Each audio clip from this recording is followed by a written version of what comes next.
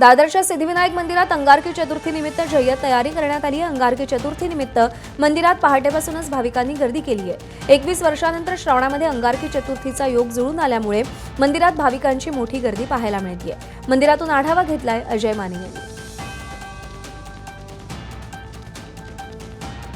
यंदा श्रावणात अंगारकी संकष्टी चतुर्थीचा योग जुळून आलेला आहे आणि त्यामुळे पहाटेपासूनच दादर येथील सिद्धिविनायक मंदिरात जी आहे ती भाविक भक्तगणांची आपल्या बाप्पाच्या चरणी नतमस्तक होण्यासाठीची जी आहे ती रीग लागलेली आपल्याला पाहायला मिळते। राहुलजी, आज आपण जर पाहिलं तर श्रावणातला योग आहे हा अंगारकीचा 21 वर्षानंतर आलेला आहे, त्यामुळे कसं नियोजन आहे, मोठ्या प्रमाणात भाविक आलेला आहे। श्री सिद्धिविनायक बाप्पा हे मंदिर आहे, हे फक्त मुंबई महाराष्ट्र नाही तर देशातनं जगातनं भाविक बाप्पाच्या दर्शनासाठी येत असतात।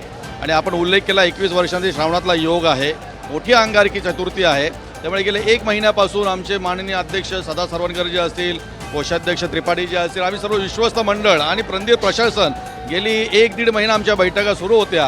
आणि आपण पाहतोय की ही मुख्य इमारत आहे, गाभारा आहे, परंतु बाहेर भक्त जे येणार आहेत दुरून दुरून दर्शनासाठी त्यांना व्यवस्थित उभं राहता यावं।